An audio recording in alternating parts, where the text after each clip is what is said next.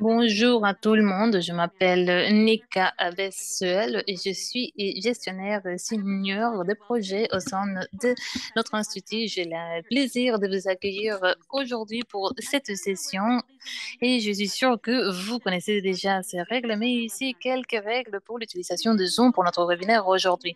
Alors, premièrement, il y a l'interprétariat en simultané disponible en anglais, français et espagnol pour y accéder. Vous pouvez utiliser l'icône interprétation tout en bas de votre écran. Et normalement, vous pouvez le voir. Alors, veuillez sélectionner la langue de votre choix. Pour toute question sur la boîte à outils, tout en haut de votre écran, vous allez voir un icône questions et réponses. La rubrique Zoom n'est pas active parce que, au lieu de cela, nous allons voir et répondre aux questions par le biais de l'application questions-réponses. L'application Lever la main n'est pas disponible aujourd'hui. Si vous souhaitez poser une question, vous pouvez cliquer sur la rubrique questions-réponses, écrire votre question et sachez que les questions ne seront vues que par les hôtes et les panélistes. Comme ça, nous allons sélectionner les questions qui vont être répondues lors de la session où nous allons répondre les questions directement. Et bon, en raison du temps limité, nous n'allons pas avoir l'occasion de réviser et de répondre à toutes les questions aujourd'hui, mais bien évidemment, nous allons faire suivi pour répondre aux questions qui ne seront pas répondues aujourd'hui en raison des limites de temps. Alors, merci. Je vais donner maintenant la parole à Rohima, vice-présidente de notre programme mondial de développement ici chez Brookings. Vous avez le micro. Bonjour. Bon après-midi, bonne journée, où que vous soyez. Euh, et je m'appelle euh, Monsieur Ibrahima, je suis vice-présidente du programme mondial. C'est mon plaisir de vous accueillir aujourd'hui pour parler de notre approche d'innovation, à savoir dans les pays à faible ou moyen revenu. Depuis 2014, nous avons établi des objectifs en matière d'éducation et on travaille pour comprendre pourquoi l'innovation dans l'éducation, c'est un domaine qui demande un changement systémique. À l'occasion, pendant les décennies précédentes, nous nous sommes centrés sur la croissance et sur l'impact de l'introduction de l'innovation dans l'éducation. Mais on parle plus de l'intégration de vision holistique dans l'éducation pour nous assurer qu'il y ait une croissance et plus important, créer un impact durable dans le contexte de l'éducation. Alors, c'est en 2020 alors que nous avons rejoint l'échange d'éducation et nous avons fait des efforts conjoints avec la RDC. Cette coopération a donné fruit, ce qu'on appelle le ROSI, un acronyme qui est recherche sur l'augmentation de l'impact des innovations en éducation. C'est une équipe multipartenaire avec plusieurs initiatives qui se centrent sur l'innovation en matière d'éducation dans les pays à faible revenu partout dans le monde. Aujourd'hui, mes collègues sont ravis de vous partager les découvertes, leurs recommandations issues de cette initiative ROSI, le fruit de 3 années de recherche étroite et de coopération et apprentissage conjoint. Nous allons commencer la présentation avec la mise à l'échelle et certaines leçons apprises par ROSI aujourd'hui. Ensuite, nous allons avoir 2 sessions avec la tribune, avec des panélistes euh, optimiser les données et en ce qui concerne la recherche et la prise de décision au niveau gouvernemental. Nous espérons que cette discussion va mettre l'accent sur l'importance de la coopération étroite, mais également attirer la lumière sur l'importance des dynamiques, sur l'impact de la mise à l'échelle de l'éducation. J'ai le plaisir de vous présenter les premiers présentateurs. Sont Brad Olsen. Brad, vous avez la parole. Bonjour tout le monde, merci. Merci, je vais donc partager mon écran. Super. Alors, au nom de la CEO Et c'est mon plaisir de vous accueillir ici aujourd'hui. Merci de votre participation, mais également, je voudrais remercier le Centre international de recherche pour le travail qu'ils fournissent pour rendre notre opération possible. Et je ratifie l'engagement de Rosie et pour représenter les visions et les opinions des orateurs qui prennent parti aujourd'hui. Premièrement, je suis le modérateur aujourd'hui, mais cela ne veut pas dire que aussi ce n'est pas un effort coopératif. Premièrement, nous avons créé des équipes ROSI. Et je vais vous en parler plus dans un deuxième temps, mais nous avons appris nombre de choses de ces équipes ROSI et je pense qu'en général, toutes les équipes ROSI se sont nourries les unes des autres. Nous avons créé des communautés, nous avons travaillé avec les familles, avec les professeurs dans tous les emplacements. Ils étaient ravis de participer avec nous. Et je voudrais remercier l'équipe d'apprentissage au Centre d'éducation internationale qui a été à la tête de l'organisation ROSI, Monica Rodriguez, Molly Wise et toutes les autres membres de l'équipe qui ont travaillé ardemment pour ROSI et je les remercie pour leurs efforts.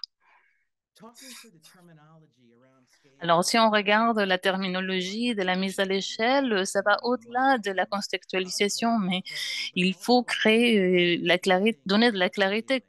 Mais je voudrais définir la mise à l'échelle. La mise à l'échelle est très importante car, oui, il y a plusieurs tentatives d'aborder les écarts en matière d'éducation. La plupart de ces efforts sont des projets à court terme qui n'ont pas assez de financement. Il y a des phases pilotes, par exemple, et comme résultat, nombre d'innovations prometteuses ne connaissent pas les jours ou deviennent des phases pilotes nulle part. Comme résultat, la mise à l'échelle est connue comme une façon peu populaire d'intégrer l'innovation dans les quotidiens d'un emplacement pour devenir la nouvelle norme durable.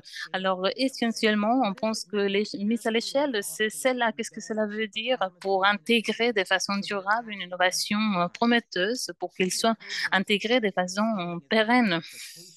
La mise à l'échelle n'est pas reproduire, mais disséminer la parole.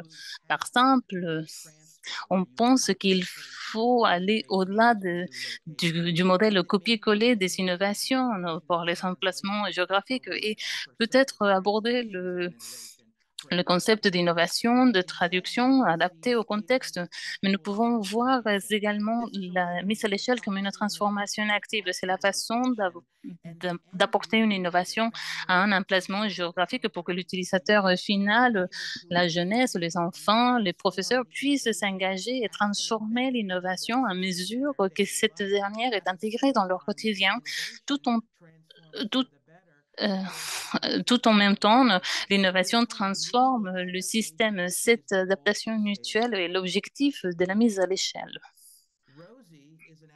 ROSI est un acronyme pour la recherche sur l'augmentation de l'impact des innovations et d'éducation.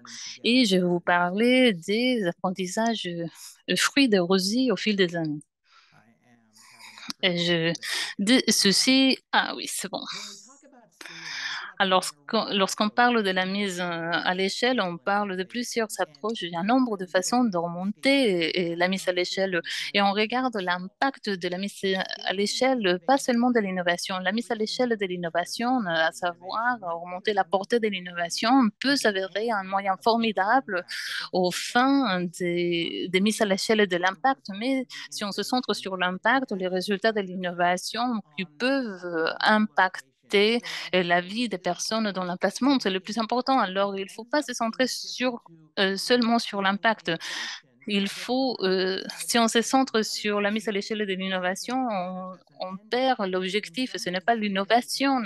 La mise à l'échelle de l'innovation, c'est un peu le moyen pour livrer un impact plus durable mis à l'échelle.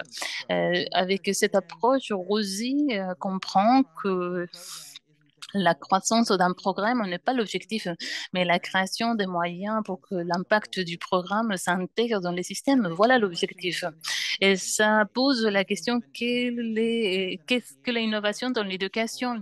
L'innovation, c'est une idée, un programme, une approche, une technologie, c'est quelque chose qui va permet que levier de changement, peut-être que ce n'est pas quelque chose de nouveau dans le monde, mais peut-être que c'est quelque chose de nouveau dans un contexte. On peut penser à des micro-innovations, de macro-innovations à moyen terme, à moyenne taille, macro-innovations, par exemple, des innovations qui se centrent sur les pratiques aux problèmes dans la salle de cours, la micro-innovation, par exemple, des dispositifs pour apprendre l'algèbre, les innovations intermédiaires abordent plus en détail la portée des écoles. Par exemple, proposer un petit déjeuner gratuit à tous les étudiants dans un emplacement en particulier. Les macro-innovations sont de plus grande envergure, par exemple, une zone géographique avec éducation secondaire gratuite à niveau national.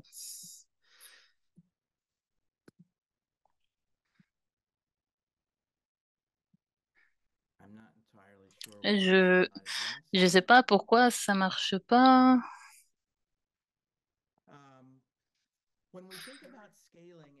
Alors, lorsqu'on parle à la mise à l'échelle des ROSI, et comme je l'ai dit, c'est un peu différent à la mise en œuvre d'un projet. Longtemps, on pensait que la mise en œuvre d'une nouvelle innovation, c'était un processus assez linéaire. Aujourd'hui, on se rend compte que c'est quelque chose de plus complexe, ce n'est pas linéaire, et ça ne parle pas tant d'impact, comme je l'avais dit aujourd'hui. Le transfert d'innovation est très populaire, très démocratiser aujourd'hui, partager des innovations, importer, exporter des innovations partout dans le monde, à savoir les meilleures pratiques dans le monde. Et oui, en quelque sorte, c'est un moyen précieux de voir ce qui marche dans les autres emplacements, mais ça porte également un nombre important de complexités. Ce n'est pas parce que quelque chose a marché dans un emplacement géographique que cela va se reproduire dans un contexte différent. Alors, il faut prendre en compte les innovations préexistantes pour les intégrer dans une nouvelle géographie. Ce qu'on appelle la contextualisation est très important. Il y a d'autres dimensions de contextualisation. Il y a des dimensions égalitaires pour la contextualisation et je vais parler plus en détail à cet égard. Mais lorsqu'on parle de transfert d'éducation et d'innovation, il faut parler de contextualisation. Par ailleurs, je voudrais parler de la façon de réfléchir au système. Aussi, comme je l'ai dit, c'est la mise à l'échelle des systèmes. Nous pouvons voir ces cercles tout au droit de l'écran et cela veut dire deux choses. Premièrement, si l'innovation n'arrive pas au cœur des instructions, à savoir cet emplacement où les éducateurs et les apprenants s'engagent et interagissent avec les uns avec les autres, avec les étudiants, professeurs, menteurs, familles, si on n'arrive pas à ces noyaux d'instruction, je ne pense pas que l'innovation marche du tout. Comme Léonard Garnier l'a dit récemment, si l'innovation n'arrive pas à ces noyaux, à ce cœur, elle n'existe pas. Euh, il a- donc, c'est un concept important, peu importe où arrive l'innovation, il faut qu'elle impacte ces noyaux, ces cœurs des instructions. Par ailleurs, il y a plusieurs systèmes avec plusieurs niveaux, avec des différents composants et ils impactent tous l'innovation et la mise à l'échelle de cette innovation. Et si les personnes réfléchissent à cette interdépendance de l'écosystème en général, à l'emplacement, ils vont faire de mauvais calculs, ils vont mal comprendre l'environnement euh, qui va impacter l'innovation. Nous avons entendu des modèles de mise à l'échelle d'innovation qui n'ont pas connu la réussite car ils n'ont pas pris en compte des aspects de cet environnement plus large. De même, nous ne pouvons pas parler des mises à l'échelle sans égalité. Et nous avons trouvé, par exemple, que l'égalité et ces considérations euh, ne sont sont moins importantes lorsqu'on regarde l'égalité à elle-même et seule. Nous pensons que l'égalité est intégrée à tous les niveaux de la mise à l'échelle. C'est un fil rouge dans la discussion de l'égalité. Nous pouvons parler des considérations d'égalité lorsqu'on parle de la mise à l'échelle avec les quatre dimensions. Premièrement, l'innovation en soi doit faire preuve d'égalité. Deuxième dimension, Le travail de mise à l'échelle doit donner priorité aux thématiques d'égalité, à savoir à mesure que la mise à l'échelle se poursuit, quels sont les résultats en matière d'égalité doivent arriver au fil du temps. Des considérations en matière d'égalité peuvent remonter, d'autres peuvent se réduire. Par exemple, euh, par ailleurs, la contextualisation de la mise à l'échelle. À cet égard, l'égalité doit être repensée. L'égalité dépend toujours fortement du contexte. Alors, il faut intégrer l'égalité dans un contexte qui doit être repensé pour un emplacement géographique différent. Et finalement, à mesure que les investigateurs s'engagent davantage pour mieux comprendre comment la mise à l'échelle impacte les subpopulations et quel type d'adaptations doivent se faire pendant le processus de mise à l'échelle, nous pensons qu'il est très important de prioriser l'égalité. Cela veut dire collecter des données sur les sous-populations qui s'engagent à la recherche à base communautaire, à remonter la visibilité de l'égalité comme thématique transversale importante de même. Alors, Rosie, qu'est-ce que c'est? Nous avons commencé en 2020. Il s'inscrit dans le KIX, une partenariat conjointe entre le GPE et les IDRC. L'initiative KIX, c'est cet environnement plus large avec plusieurs parties prenantes, dont une, Rosie. Rosie a été conçue pour avoir trois composants principaux. Par le biais de plusieurs processus en 2020, nous avons invité 15 des, des équipes subventionnées à rejoindre Rosie et ils ont fait partie de Rosie. Depuis, nous avons établi une communauté professionnelle d'apprentissage où nous nous engageons en partage entre pairs, partage des ressources et nous apprenons les uns des autres.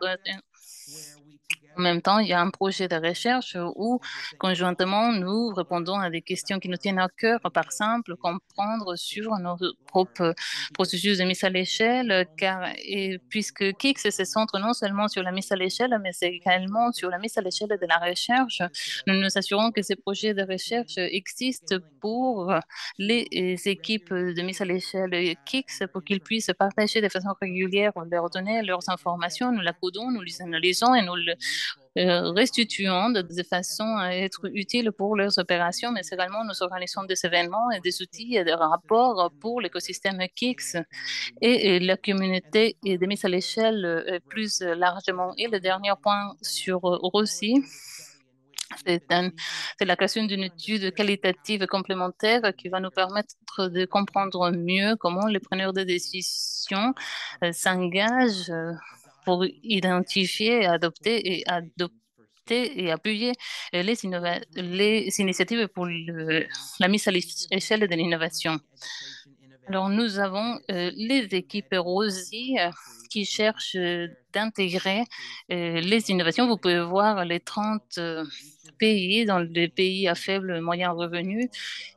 Et Rosie travaille avec ces pays. Les innovations Rosie existent en matière de communauté d'apprentissage professionnel, gestion des systèmes d'éducation et évaluation d'outils d'évaluation. Il y a plusieurs voies, il y a plusieurs objectifs de mise à l'échelle, mais il faut noter que que l'institutionnalisation, c'est un objectif de mise à l'échelle commun. Qu'est-ce que cela veut dire? Cela veut dire que plusieurs de ces équipes ont un objectif principal qui est faire un partenariat avec le gouvernement et intégrer l'innovation au sein du système gouvernemental, à savoir à travailler main dans la main avec le gouvernement de façon à ce que le gouvernement puisse être redevable de la durabilité de l'éducation. Nous avons 37 événements organisés, plus de 126 pièces de données codées. Nous avons 25 publications, podcasts, outils, blogs.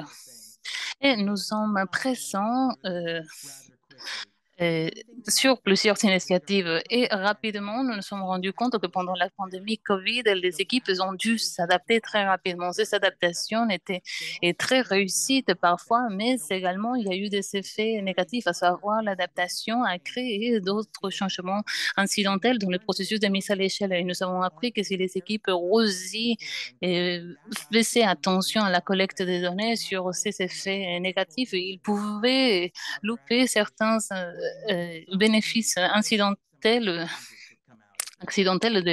de l'innovation et de l'adaptation. Nous avons appris que la terminologie est très importante. Nous avons appris qu'il y a une vraie valeur dans l'implication des enseignants comme partie prenante active dans la mise à l'échelle. Nous pouvons parler également des incitations et comment elles sont importantes pour un impact durable. La prise de décision au niveau gouvernemental qui ne doit pas être linéaire, bureaucratique ou simple comme souvent pensé, mais c'est un processus complexe de négociation où les politiques nationales, les bailleurs internationaux, le big tech et la complexité sur l'utilisation des données vont façonner l'environnement où les preneurs de décision opèrent. Nous nous sommes rendus compte que la mise à l'échelle est une science technique donnée et priorité pour la mise à l'échelle également important. Nous croyons qu'il y a un potentiel important euh, en ce qui concerne penser précocement pour engager les bonnes parties prenantes pour la mise à l'échelle de leur travail. Il y a eu des données en ce qui concerne la collecte et l'utilisation des données, souvent pour l'égalité. On souhaite développer les innovations locales appuyé par les organisations à base communautaire. Il y a souvent des dimensions d'égalité qui sont déjà intégrées dans leurs opérations et nous ne voulons pas perdre cette dimension dans le transfert d'éducation. Et bien évidemment, l'intégration de la mise à l'échelle de l'éducation avec les systèmes d'échangement, c'est du travail qui se fait actuellement. Ça nous a mis énormément du temps à arriver là où on est maintenant. Il y a des choses qui marchent, il y a des choses qui marchent moins bien, mais nous continuons à prendre sur le chemin. Merci. Et je me tourne maintenant vers la tribune. Il y a deux discussions de table ronde. La première table ronde sera modérée par Jenny Perlman, chercheuse principale et elle était une ex-collègue.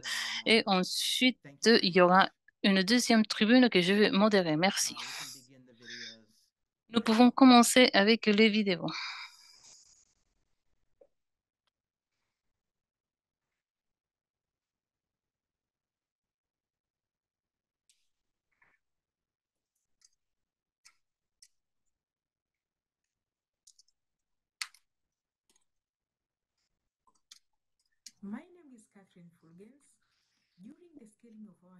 Lors de la mise à l'échelle de notre innovation, la formation continue des enseignants dans l'école, nous avons collaboré avec des institutions de recherche, des décideurs politiques et, et les différentes parties prenantes, à savoir représentants des autorités locales. L'équipe a donné aux enseignants les moyens de piloter l'innovation, leur fournir un encadrement et un suivi de mise en œuvre au niveau de l'école. Le processus de mise à l'échelle a été réussi car l'innovation a abordé les défis des professeurs, à savoir les attitudes négatives des études à l'égard de la thématique. Grâce au processus de la mise à l'échelle, les enseignants ont pu faire le lien avec les concepts mathématiques et développer des applications.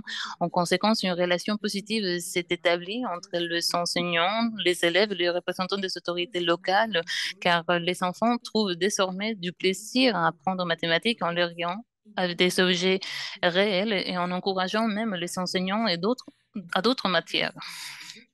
Grâce à ces engagements, nous apprenons que la mise à l'échelle a été réussie et qu'elle a fonctionné dans tout le pays, Tanzanie, Kenya et Zambie.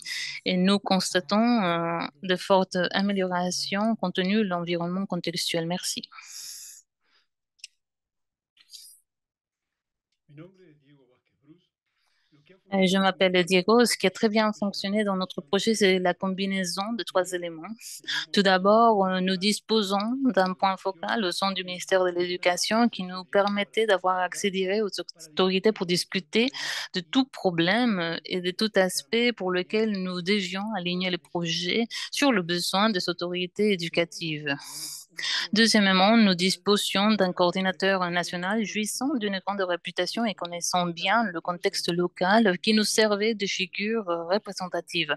Troisièmement, et très important, nous disposons d'un conseil de suivi, d'évaluation et d'apprentissage composé des divers acteurs de l'écosystème éducatif, enseignants, familles et autorités, ce qui nous a permis non seulement de diffuser immédiatement les résultats du projet, mais aussi de co-concevoir des stratégies d'adaptation au changement du contexte et des stratégies de mise à l'échelle.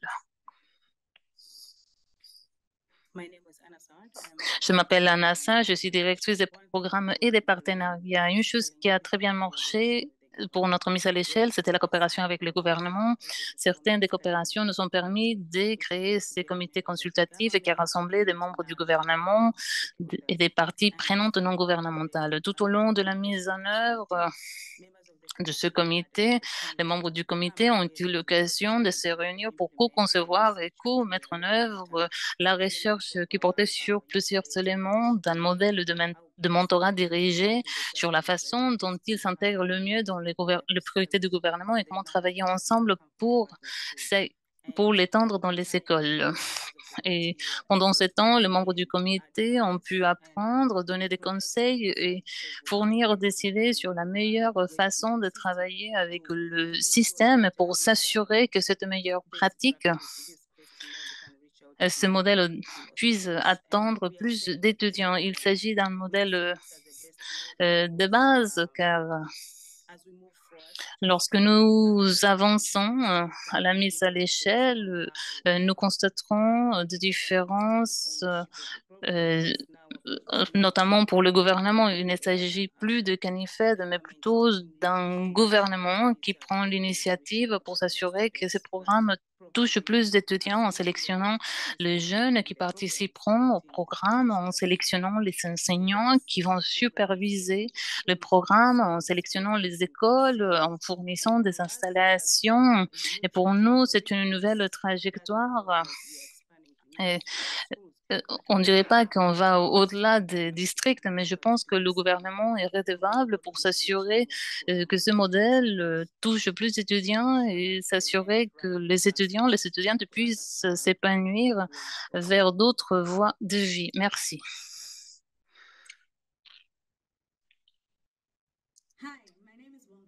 Bonjour, je m'appelle Von Guys, je travaille pour World Vision Canada. L'une de nos plus grandes réussites réside dans l'établissement d'une relation de confiance à long terme avec les décideurs non nationaux et communautaires essentiels à l'expansion de notre innovation. Notre projet de recherche était ancré dans un plan d'action solide pour la mobilisation des connaissances, impliquant une forte dose de processus rationnels et sensible au contexte pour faire passer les connaissances à l'action. Nous sommes engagés dans des discussions permanentes sur la mise à l'échelle de l'innovation et nous avons constaté des progrès positifs. Néanmoins, nous avons besoin de plus de temps pour avoir une meilleure idée de l'impact à long terme et mettre en place des efforts grâce à ces données et sur les politiques et pratiques gouvernementales. Mais ce processus n'est pas facile. Nous avons rencontré une année difficile en ce qui concerne les changements structurels précipités par des changements électoraux et d'autres facteurs. Cette transition a perturbé nos opérations et demande un processus de réengagement avec les nouveaux responsables. Nous nous sommes trouvés dans l'obligation de repartir à zéro, de reconstruire les relations et de réaffirmer la pertinence de nos données. Nous avons appris que l'agilité est très importante et qu'il est nécessaire de maintenir un engagement continu ainsi que des stratégies qui transcendent les mandats individuels.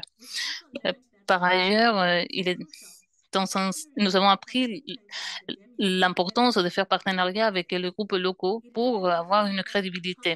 Il est tout important de comprendre les détails dans ces cadres de partenariat et d'impliquer la- les données à tous les niveaux de gouvernement, y compris identifier les aspects de l'innovation qui sont plus faciles à mettre en place avec le niveau optimal de mise à l'échelle et le coût y associé.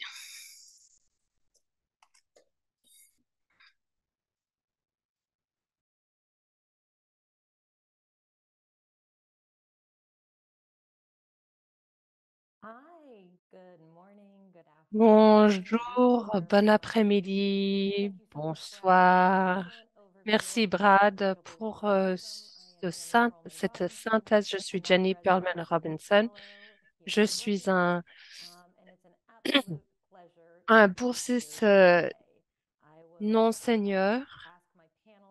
Je vais demander à mes panélistes de nous rejoindre en allumant leur vidéo.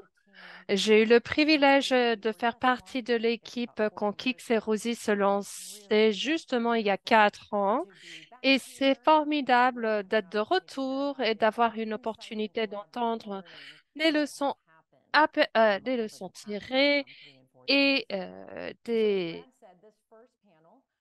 différents points de vue depuis ces 4 ans. Alors, d'abord, je voudrais demander qu'est-ce qui fonctionne en termes d'impact dans la mise à l'échelle de l'éducation dans des pays à moyenne et faible ressources et comment est-ce que ça s'applique? Comment cet impact et ces innovations à large échelle s'effectuent? Nous avons entendu des perspectives depuis des membres de l'équipe et nous avons maintenant l'opportunité d'entendre les points de vue de trois panélistes distingués. Je vais les présenter juste pour s'assurer que leur caméra soit allumée et que Yael nous ont rejoints. Je vais faire confiance que Yael soit là.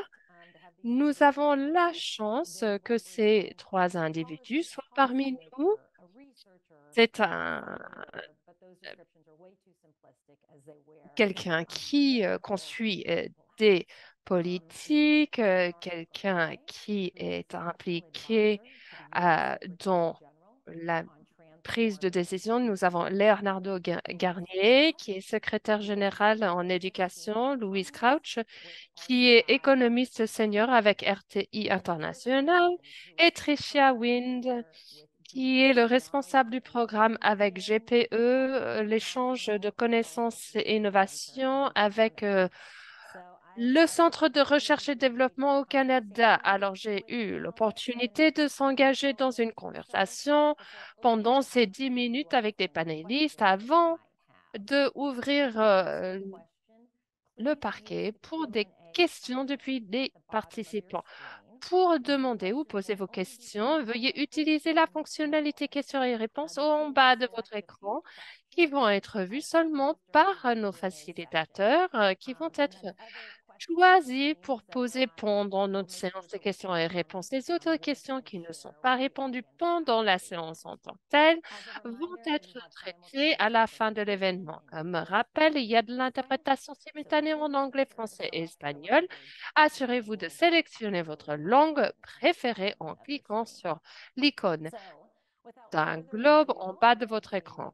Alors, nous allons se lancer direct. Je vois les panélistes qui sont tous prêts. Nous allons nous lancer avec la même question posée à tous les trois.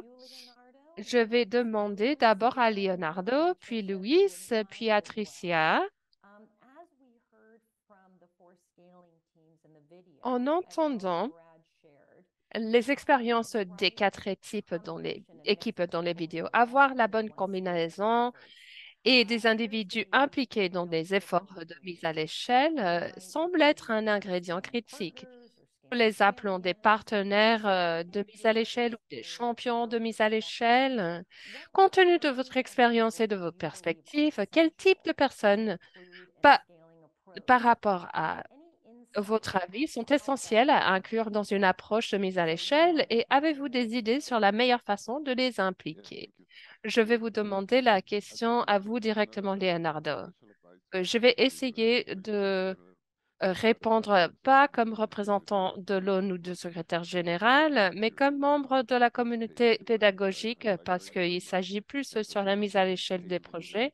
J'aime bien comment vous avez souligné la mise à l'échelle de l'impact. Il y a beaucoup de projets qui ne vont pas au-delà de juste la mise en place parce qu'ils ne demandent pas les mêmes questions que vous êtes en train de poser. Je pense que c'est essentiel d'abord d'identifier un problème applicable et de développer une histoire partagée pour que ce soit partagé par des divers membres de la communauté pédagogique. Mais en réponse à votre question, ce qui est critique, c'est de comprendre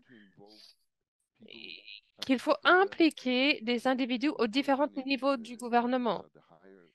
Bien sûr, nous avons besoin des champions au plus haut niveau du gouvernement, comme les responsables municipaux, les ministères, et les ministères de l'Éducation. C'est très important qu'eux ils soient impliqués dans la mise à l'échelle d'un programme, qu'ils y croient vraiment. Mais il faut identifier les leaders pas seulement au niveau politique, mais au niveau technique, au niveau des directeurs des établissements. Et il ne faut pas que définir les responsables, les leaders, les champions. C'est important de se dédier à identifier les sources de persistance, les établissements qui vont contrer ou avoir peur ou être indifférents de votre projet et d'avoir une stratégie de les convaincre ou de les neutraliser.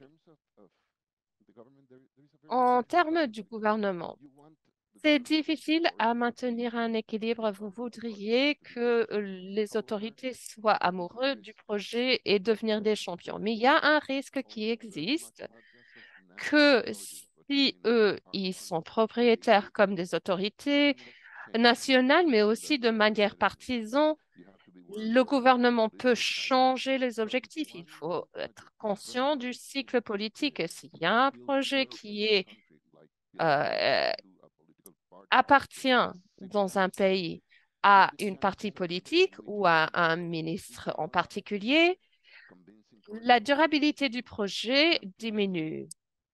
Alors, nous voudrions que les membres du gouvernement soient des champions d'un projet, mais comme étant la propriété de l'État et de tout le monde et pas seulement d'une partie politique. Et je pense que il faudrait mettre en place une narrative nationale pour avoir le soutien des autorités actuelles, mais s'assurer que le processus va durer après le gouvernement actuel soit plus au pouvoir. Merci beaucoup. Je pense qu'il y avait quelqu'un dans les vidéos qui a parlé des défis dont il faisait face avec des changements politiques et cet équilibre délicat où il faut être amoureux de la solution, mais s'assurer que la solution ne soit pas affiliée avec une partie ou une personne en particulier. Je vais vous demander la même question, Louis. Oui, je pense que la question pour nous, c'est se demander quels sont les individus, les partenaires qui sont déployés aux différents stades de la mise à l'échelle d'un projet. Je dirais que ce sont toujours les mêmes individus, les types ne varient pas, mais leur niveau d'implication, ça peut varier. Nous avons besoin des experts en plaidoyer ou en mise en accord. Il y aura, bien sûr, comme Leonardo a dit, des personnes qui seraient contre.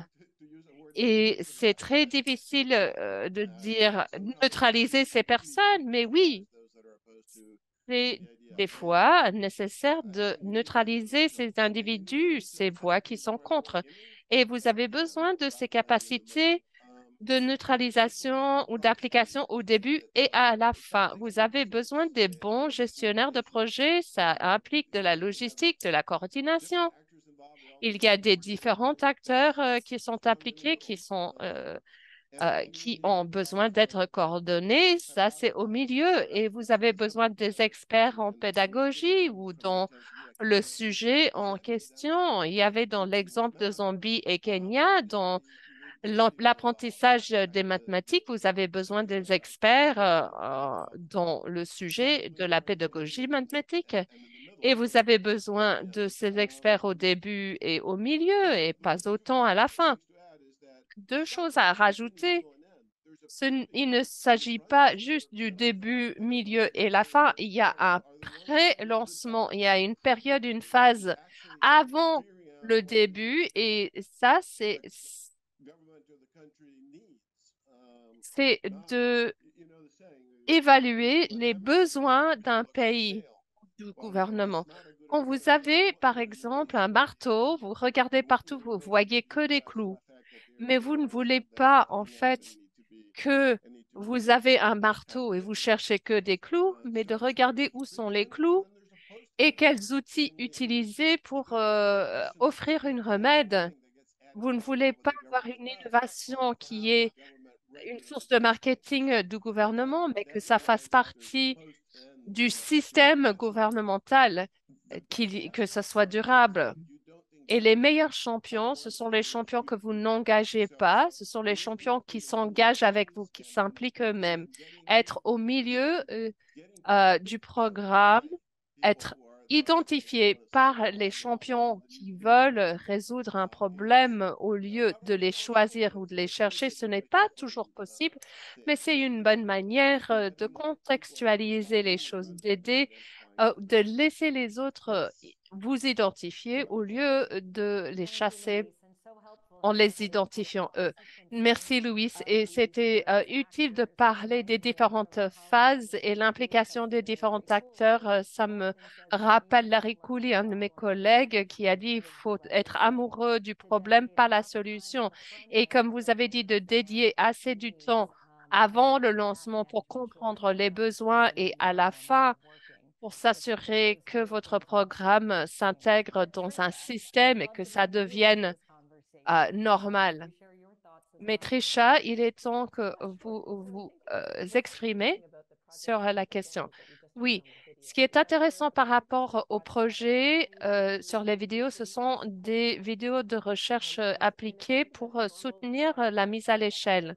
Quand je pense à ces projets, il y a un exercice de cartographie pour savoir quels sont les acteurs, quelle est la dynamique de pouvoir derrière et de vraiment analyser le problème.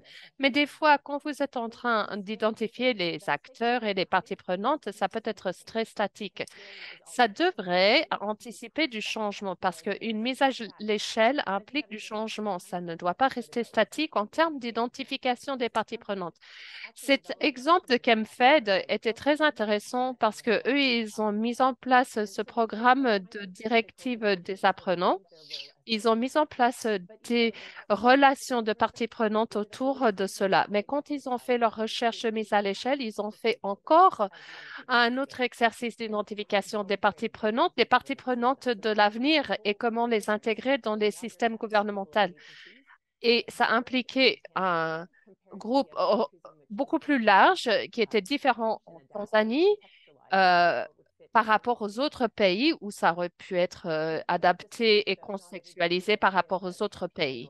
Et quand je pense au fait qu'il n'y a pas tout le monde qui est champion ou allié, et ce que nous devrions faire pour contrer la critique ou la résistance, je pensais à la recherche ou à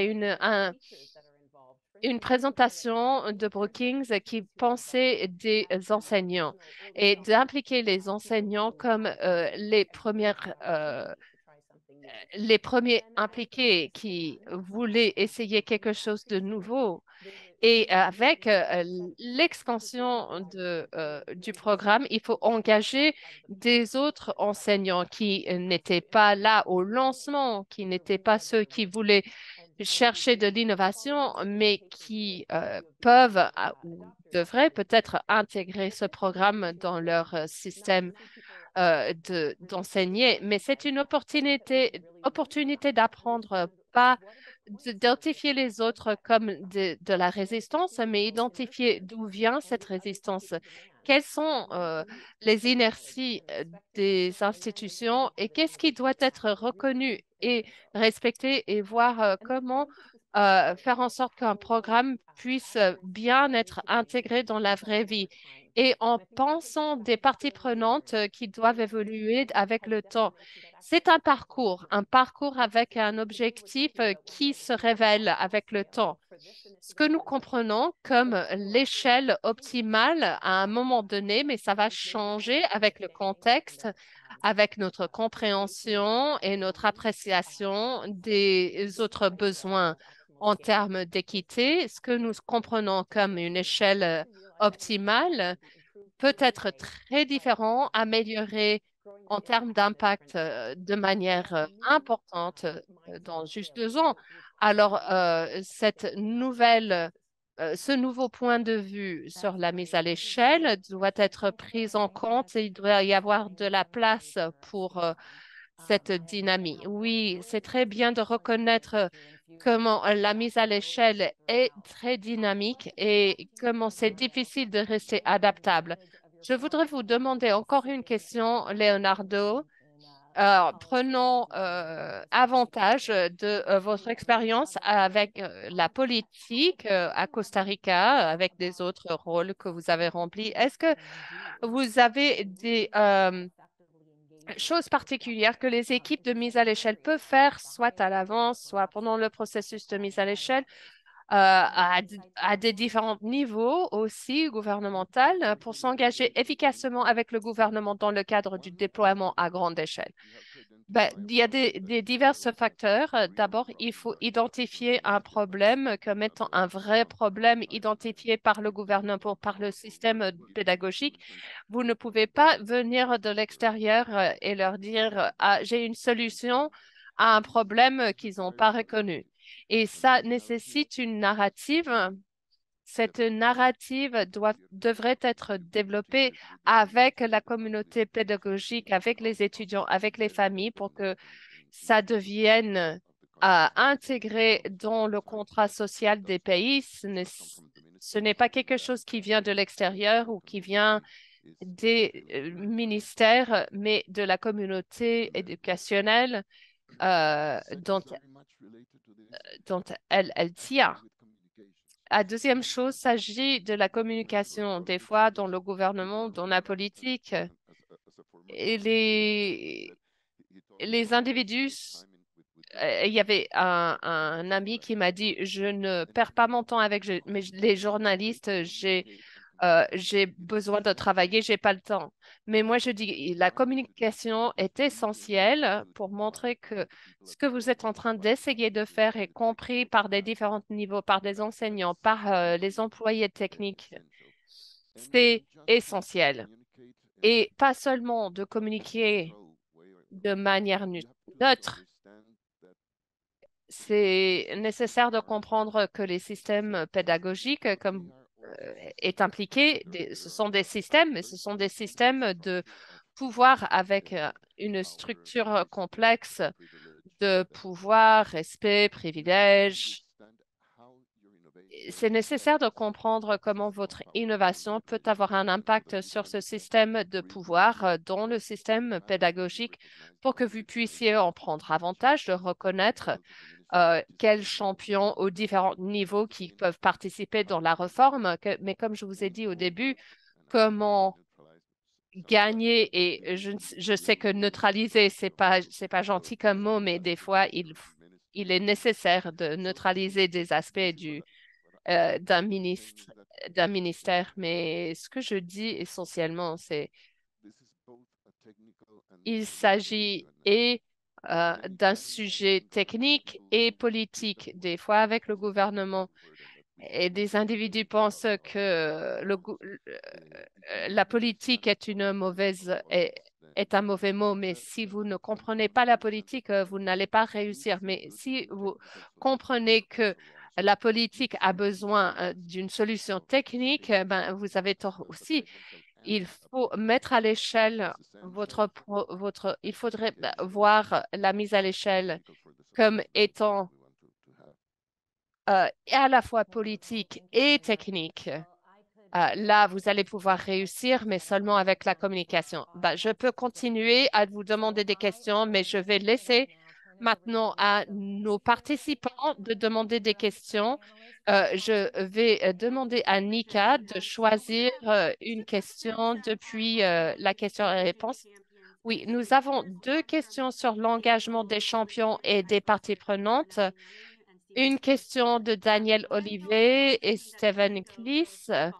Daniel disait que Diego de la Fondation Disable parlait des conseils de surveillance et évaluation et d'engagement des autorités dans l'écosystème pour avoir des résultats distribués immédiatement.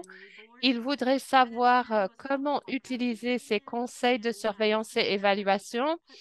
Et Steven parlait des syndicats des enseignants comme étant une partie prenante clé, mais sont souvent très résistants et comment en faire face à ce sujet. Alors, je vais demander à Louis et Trisha, peut-être à Leonardo. Je sais que c'est peut-être pas possible de parler directement du fait d'un conseil de surveillance et évaluation, mais l'implication des parties prenantes dans la co-conception et la distribution des résultats d'un projet de recherche. Alors, je vais donner la parole à Louis. Louis, votre micro est coupé. Merci. Ben, je vais prendre la dernière question d'abord. Je ne pense pas que nous pouvons parler des syndicats des enseignants comme des monolithes. Il faut différencier les employés du leadership. Des fois, le peuple pense différemment que le leadership. Et en revenant aux points qui ont été soulevés par Leonardo, il faut être intelligent du fait que il peut y avoir plus qu'un syndicat et que les individus, les membres peuvent penser très différemment que le leadership. Et je peux utiliser un autre exemple qui n'a rien à voir avec un syndicat, mais en parlant du pouvoir euh, brut. Et si vous avez une méthode de produire euh, des livres de classe qui sont moins chers et plus efficaces que le cartel qui a le pouvoir de vendre ces livres et vous essayez de voler en soi leurs bénéfices, ils vont pas être contents. Alors, il faut voir en fait le point de vue populaire pour travailler sur des textes moins chers qui va à l'encontre du monopole de vente des textes au ministère d'éducation. Ça pourrait être un problème et il faut être intelligent. Il est nécessaire de mettre en place une sorte de logigramme du leadership du point de vue des membres et des acteurs politiques. Oui, et je voudrais parler de l'engagement des parties prenantes. Ce que nous avons entendu dans les vidéos et dont Diego a parlé, c'est d'être structuré dans la manière dont vous communiquez avec les parties prenantes. Il y avait un point focal dans le ministère qui a défini les points et les individus qui nous aurions pu aider et d'avoir une approche d'adaptation du projet. Et il y avait aussi un comité de conseil sur la mise à l'échelle, mais de penser aux différents mécanismes à mettre ensemble pour regrouper les personnes, pour créer des ponts entre des parties prenantes qui ne n'échangeaient pas et de raccourcir ou de montrer qu'il n'y ait pas de différence entre les chercheurs et les non-chercheurs. Et je ne pense pas qu'il soit une définition du type de comité ou du processus qui doit être copié pour appliquer pour tout le monde, mais comment avoir un groupe de multiples parties prenantes qui peuvent communiquer avec le projet et donner leur avis.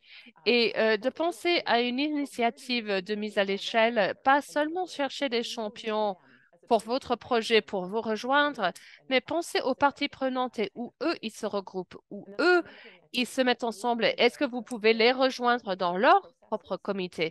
Et comment mettre en place nos approches de recherche dans ces processus de mise à l'échelle, de penser à comment les avis des parties prenantes adaptent nos processus, de montrer la valeur parce que nous les demandons de s'impliquer dans beaucoup de comités et il faut que ce soit clair pour eux comment vous allez utiliser leur retour, comment vous allez adapter la recherche par rapport à leur retour et l'avis donné par ces parties prenantes. Leonardo?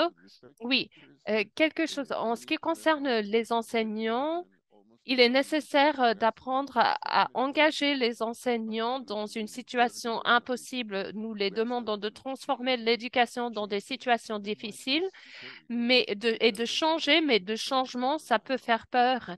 Et nous disons depuis 50, 60, 70 ans d'arrêter de faire de l'enseignement de mémoire avec de la pédagogie de l'apprenant actif, mais ça diminue leur autorité dans la classe.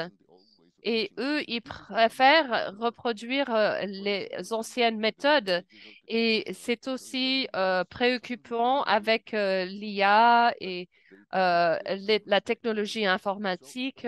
Les enseignants pensent qu'ils ne sont pas respectés. Une chose qu'il faudrait trouver dans ces transformations et la mise à l'échelle de ces innovations, quelles sont les nouvelles sources d'autorité et de respect pour ces enseignants, pour que les enseignants puissent vraiment penser que ce projet qui soit vraiment appliqué. Et Brad a dit, il y a des fois, nous pouvons programmer ces réformes de manière ordonnée et très structurée, mais si moi, je compare à la musique, nous pensons que la politique, c'est comme la musique classique. Nous avons la musique sur papier et tout va être, tu vas suivre euh, un rythme et un ordre, mais c'est vraiment comme le jazz, vous avez une idée générale du son et puis à travers le processus, il y a beaucoup d'improvisation. Et ça, c'est les enseignants, en fait, ils savent quoi faire avec leur cursus, mais cette capacité de s'adapter avec le changement du protocole, c'est critique dans la mise à l'échelle d'un processus. À la fin, ça ne ressemble peut-être pas à votre première ébauche, mais l'impact doit être ce qui reste. Merci, Leonardo. J'adore ça. J'adore la comparaison avec le jazz. Nika, je pense qu'il nous reste quelques minutes. Est-ce que vous voudriez partager une ou deux autres questions? Et je vais demander aux panélistes si vous voudriez juste prendre une minute pour répondre à ce que vous venez d'entendre ou de nous donner vos remarques de conclusion. Oui, je voudrais commencer en disant, je suis vraiment désolée, je m'excuse envers Steven, sa question par rapport aux syndicats, ils ne voulaient pas les caractériser comme des résisteurs. Mais il y a une question. Quelle est la période du mesure de la période d'échelle vu la planification et l'investissement au niveau gouvernemental? Alors, moi, je vais aller à l'envers. Cette fois, je vais demander Tricia Luis Leonardo. Est-ce que vous voudriez nous donner vos commentaires, soit en répondant à cette question, soit en conclusion?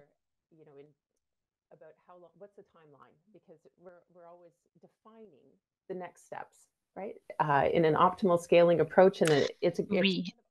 Ce sont des arguments qu'il faut faire baser sur les évidences, sur les contextes, mais quelles sont les étapes à l'avenir pour être vecteur d'impact? Comment la mise à l'échelle s'inscrit ici? Alors, je suis pas sûre de pouvoir porter une réponse à cette question avec un échéancier en général, mais ce que je peux dire, c'est que le management qui s'adapte peut nous servir bien pour faire ce type de recherche.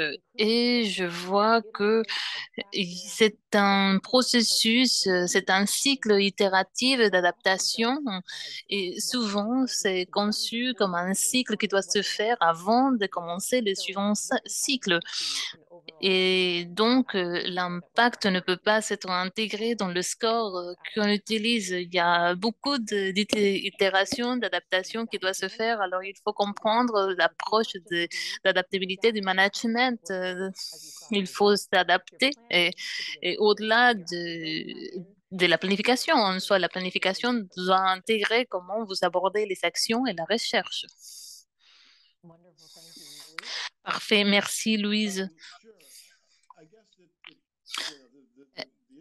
Oui, bon, dans l'intérêt du temps, ça dépend de sa complexité, n'est-ce pas? Si on parle de réformes, par exemple, pour que les enfants apprennent mieux, technologie, mathématiques, dans toutes les thématiques, c'est un échéancier sur 20 ans, non? Je pense que ça va prendre un temps énorme à concevoir, mais si je parle des innovations simples, par exemple, en matière des financements, par exemple, fournir un budget aux écoles pour qu'ils puissent prendre des décisions au niveau centralisé, par exemple, acheter du mat- leur fourniture de façon indépendante, ça pour être un vecteur pour que tout le monde soit heureux, satisfait. Et bon, moi, j'ai jamais vu quelque chose qui porte fruit dans moins d'une année ou 5 années ou voire 5 années. Il n'y a pas une réponse toute faite, ça dépend de la complexité du projet et pour les pour- entre 1 et 5 années pour les projets les plus simples, jusqu'à 20 ans pour les projets plus ambitieux. Et je vous entends pas. Ah, je pense que vous avez votre. Ah, désolé, désolé, parfait. Alors oui, il n'y a pas de réponse toute faite. Je comprends bien. Leonardo, alors oui, mais je pense que la réforme annuelle doit prendre en compte ces réflexions, même si c'est qu'une partie de la réforme, je pense que c'est important d'intégrer ces dimensions. Alors moi, j'intégrerai ça dans la mise à l'échelle, même si c'est complexe. Il faut voir les tendances. Merci. Et Leonardo, dernier commentaire. Alors, je vais commencer, je vais rebondir sur le commentaire de Louis. Oui, il y aura des acquis, des choses, des échecs également, mais bon, si on pense à long terme. Lorsque j'étais ministre, j'ai appris des choses. Vous allez faire des choses qui vont porter fruit, d'autres choses qui vont être un complet échec. Mais ce qu'on a, ce qu'on apprend, c'est qu'en matière d'éducation, il y a deux positions générales. Il y a une position, par exemple, qui dit que l'éducation traditionnelle, c'est la façon de former par l'obéissance. Et on ne crée pas de l'indépendance chez soi. Et je vois que oui, il y a des cycles importants à cet égard. C'est un exemple d'un film. Je ne sais pas si vous connaissez ce film où il y a un professeur à l'école qui essaie d'apprendre l'évolution plutôt que le créationnisme. Et il y a ces conflits dans la salle de cours. Alors parfois, nous voulons que ces conflits arrivent et souvent, on pense que nous sommes en train de lutter la même bataille. Par exemple, le professeur qui enseigne cette thématique. Alors, ce que je veux dire, c'est que cette différence entre indépendance et obéissance va venir, c'est un va-et-vient et il faut rester optimiste car nous allons revenir toujours vers cette bataille. Peu importe si toutes les réformes que vous avez faites vont se perdre au fil des années, mais ce que vous avez fait, euh, vous allez apprendre.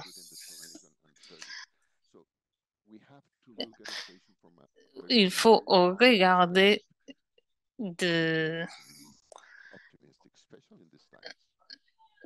pour être optimiste.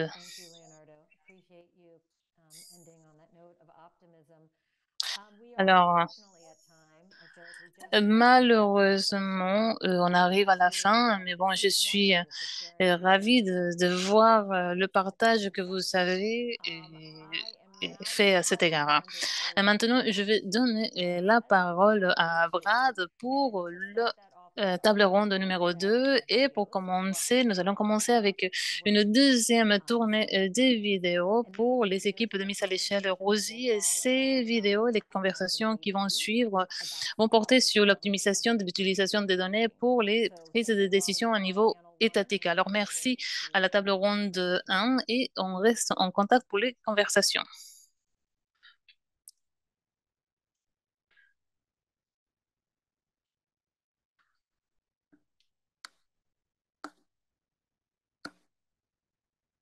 Hi there, my name is Renaud Condin. One element that worked really well for the Data Must Speak Positive Deviance research has been the use of Ministries of Education administrative data set, that it is their EMIS data, their examination data, or any other data set that they may have. And Et l'une des raisons pour laquelle c'est important, c'est parce que les ministres de l'Éducation investissent de l'argent pour collecter des données de haute qualité auprès de chaque école d'un pays. Et certains de ces pays font preuve d'innovation avec des tablettes ou des appareils électroniques pour collecter ces points de données.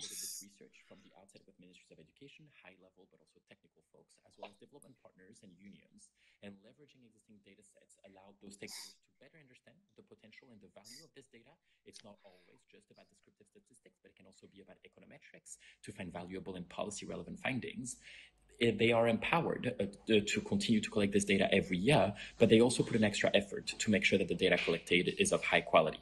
But most importantly, using administrative data sets allows for a greater ownership of the country and of the ministry that we work with for this research. It is their data, it is their findings, and it is their action that's going to transform this research into action. So why not leverage those administrative data sets more often, not only scale positive deviant behaviors and practices found as part of the Data Must Speak research, but to also think through optimal scale of other innovations and programs that work within a context and within a country.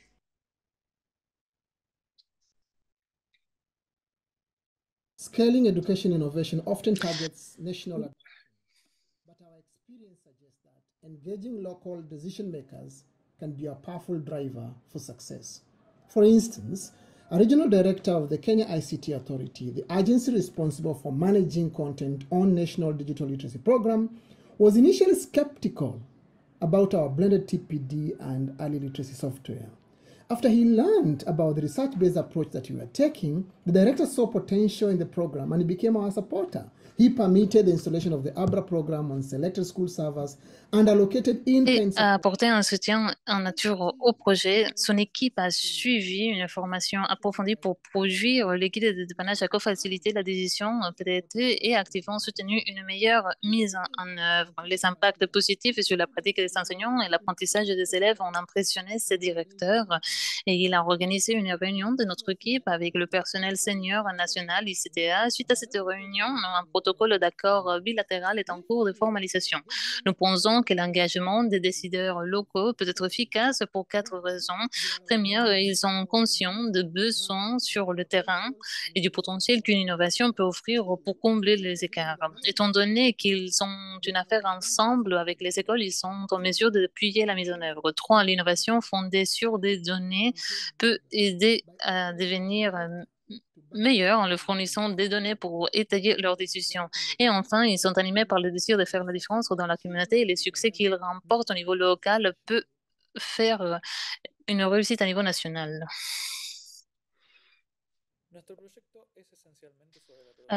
Notre projet porte sur la production et utilisation d'informations sur l'apprentissage fondamental dans les pays du Sud et pourtant nous avons connu de nombreux défis et succès en ce qui concerne l'utilisation des données. L'une d'entre elles, en particulier, a été la difficulté de combiner les dimensions mondiales et locales du projet. Nous pensons que la production d'informations sur l'apprentissage fondamental comparable entre les contextes est essentielle pour comprendre non seulement comment l'apprentissage peut être différent, mais aussi comment les facteurs qui influencent cet apprentissage peuvent être différents. Mais en même temps, dans de nombreux cas, la production d'informations comparables est allée à l'encontre de la production qui est pertinente à niveau local. La compréhension de cet équilibre délicat dès le début du processus nous a permis d'anticiper cette difficulté dans les projets et nous avions été en mesure grâce à notre intention de produire des informations comparables, nous avons réussi dans la production de documents mondiaux tels que le cadre de production mondiale, mais aussi grâce au processus du projet de garantir la validité locale et la validation par les équipes de chaque pays où nous travaillons.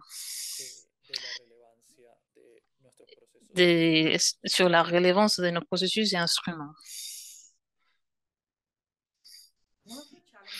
L'un des défis que nous avons relevés en ce qui concerne les données et leur utilisation dans le cadre de notre projet était lié aux administrateurs.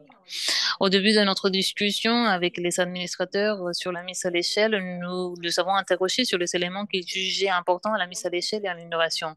Et l'un de ces éléments était les données de haute qualité. Plus tard, lorsque nous les avons engagés dans les discussions sur la mise à l'échelle, nous les avons encouragés à décrire la voie de la mise à l'échelle par laquelle une innovation plus intégrée dans l'écosystème était possible. Intéressamment, les données n'ont pas été prises en compte dans cette voie d'innovation.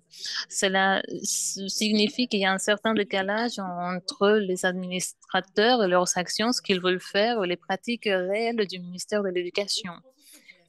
Cela suggère également que les administrateurs auraient besoin de soutien et de renforcement des capacités afin de pouvoir créer de nouveaux processus pour intégrer les données dans leur prise de décision.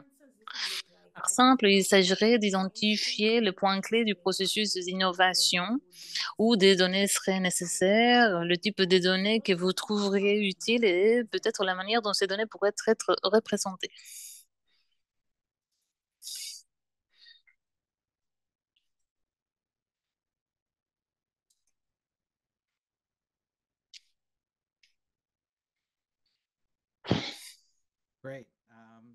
Super, merci. Merci à tout le monde. Je suis ravie de faire la modération de cette deuxième table ronde. Aujourd'hui, nous allons nous centrer sur l'utilisation des données et l'engagement du gouvernement pour l'éducation et la prise de décisions y afférentes à niveau national. Je vais demander à la tribune d'allumer leur caméra. De même, je vais vous rappeler en tant qu'audience, si vous voulez poser une question, vous pouvez l'écrire dans la rubrique questions et réponses. Je sais que nous n'allons pas répondre à toutes les questions, mais nous allons faire notre mieux. Nous avons Gustavo Garcia, un consultant en matière financière dans le cadre de l'éducation. Gustavo, ravi de vous voir. Nous avons Louise Crouch, merci de votre participation. Luz, économiste senior IA international. Nous avons également Ian McPherson, spécialiste senior en éducation et team leader pour le projet KICS au sein de GPE. Et normalement, Chikandana Musa devait venir, le secrétaire permanent du ministre de l'Éducation du Malawi, mais je la vois pas en ligne. Je sais qu'elle a eu des soucis techniques. Alors peut-être qu'elle va arriver en plein milieu de la session, j'espère, car j'ai l'impression qu'elle a des perspectives intéressantes à partager. Alors, je vais poser une question différente maintenant à chacun d'entre vous et ensuite nous allons faire une conversation commune. Alors, Gustavo, on commence avec vous. Nous avons entendu qu'il y a une priorité réelle de mettre les équipes pour qu'ils puissent utiliser les données pour recruter les preneurs de décision. En votre expérience, comment le gouvernement et les preneurs de décision peuvent travailler ensemble pour proposer les bonnes données aux preneurs de décision? Que faut-il de chaque côté pour prendre les bonnes décisions? C'est une excellente question car Renault Combat, par exemple, et mes collègues ont abordé cette question d'un prisme différent. Alors, premièrement, parlons de la thématique de la collection.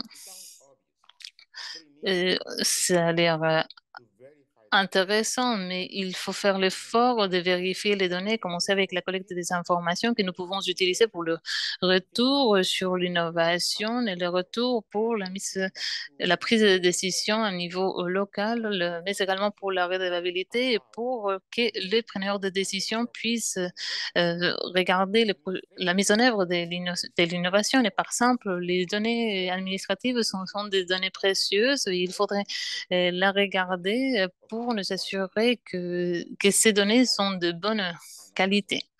Mais de même, il faudrait que ce soit logique au niveau local, comme ma collègue l'a dit. Et en ce qui concerne la qualité des données, il faut comprendre que d'un point de vue d'innovation, pour les clients et pour les écoles, les données feront la différence pour la qualité de la prise de décision. Ça fera la différence sur la gestion de personnel qui sera chargé de la mise en œuvre de l'innovation à plusieurs niveaux, à savoir le pré, poste et en milieu, qui va se charger de quoi, et les données doivent appuyer cette décision de personnel. Mais de même, c'est intéressant pour la gestion du budget, car il faut parler de l'argent, car l'argent, c'est quelque chose d'important à prendre en compte. Alors, l'innovation doit avoir un impact correspondant sur le budget. Il faut les gérer de façon adaptée pour s'assurer que l'innovation soit mise en œuvre de façon correcte pour la redevabilité. Pour l'utilisation de l'innovation. L'innovation ne va pas se faire toute seule. Il y a une dimension politique à prendre en compte, mais également il y a une dimension des données. Les preneurs de décision ne vont pas réagir à des présentations très complexes. Il n'y a pas de ministère qui regarde. Le ministère, ils comprennent les problématiques qui sont résolues grâce aux données pour le résoudre. Alors,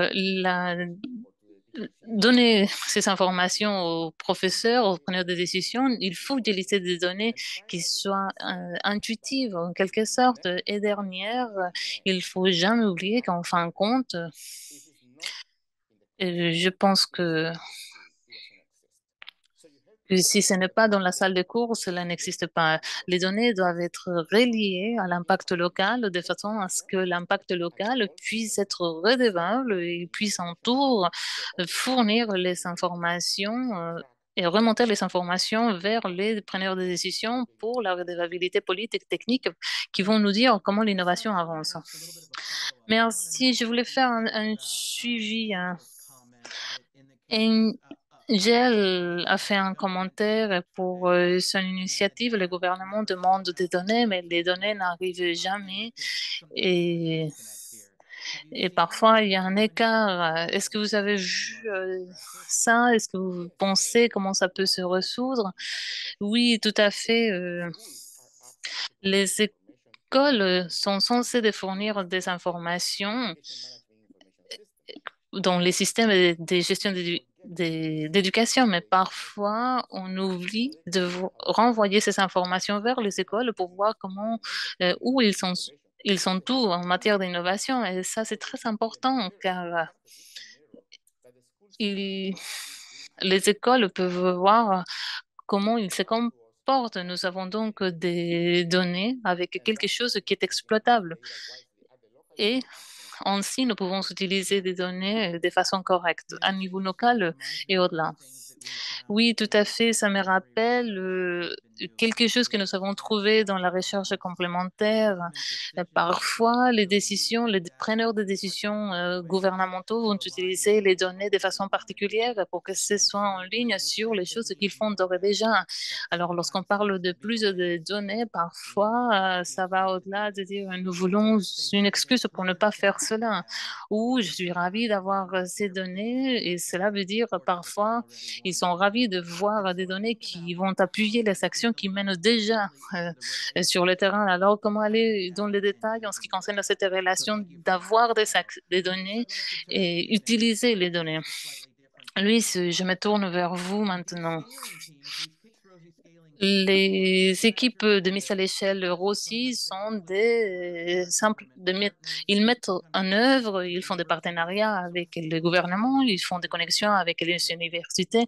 L'équipe de mise à l'échelle, c'est un groupe assez approfondi. Alors, à quel point on s'engage avec les preneurs de décisions politiques nationaux et à quel point devrait-on se concentrer sur les preneurs de décisions politiques à niveau régional? Oui, je pense qu'il faut aborder les deux, car oui, il faut que ce soit les deux. Si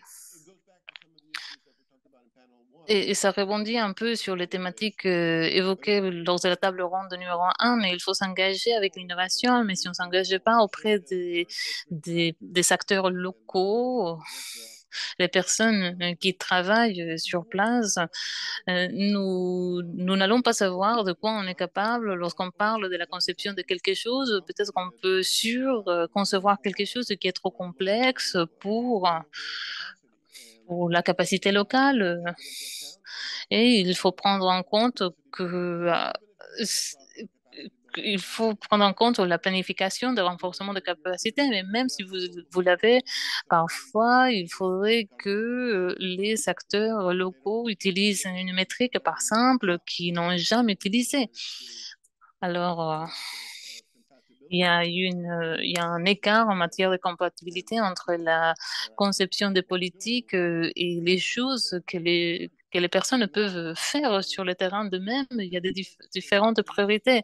La première étant les régions se soucient de l'inégalité au sein de leurs équipes, mais ils ne se soucient pas des égalités entre les districts par définition. Mais le niveau national se soucie de ces écarts en matière d'égalité ou les déviations, par exemple, entre les régions, entre les districts. Et les districts s'intéressent à la dimension locale, aux inégalités locales. Voilà les différentes priorités et nous allons concevoir les mauvaises choses si on ne réfléchit pas à cette dimension. Et moi, je n'avais pas réfléchi à cette question, mais j'y ai pensé à la question de la table ronde. Et un collègue de la Fondation Arkham, il a pris la parole et il a dit, si votre innovation est utile et pratique, vous allez avoir des résultats au niveau local et ensuite, ces personnes pourront faire remonter les résultats au niveau national et vous allez engager la dimension nationale. Et sans ce faire, l'innovation ne sera pas mise à l'échelle car, comme nous l'avons dit, déjà, c'est cette innovation qui s'est créée dans la création de politiques et c'est comme ça que ça marche auprès des gouvernements. C'est ça qui compte comme innovation et ça demande l'implication des acteurs nationaux pour s'assurer que la nouvelle innovation s'intègre dans les déclarations des curricules, dans la procédure, les processus qui sont créés, parfois qui ne sont plus à jour. Le... Ce que nous cherchons, c'est d'avoir des données sensibles et larges pour qu'elles puissent être utilisées par le gouvernement par le biais de leur système de routine. Voilà mon apport. Malheureusement, il faut utiliser les deux dimensions locales et nationales et il y a des différentes phases d'innovation.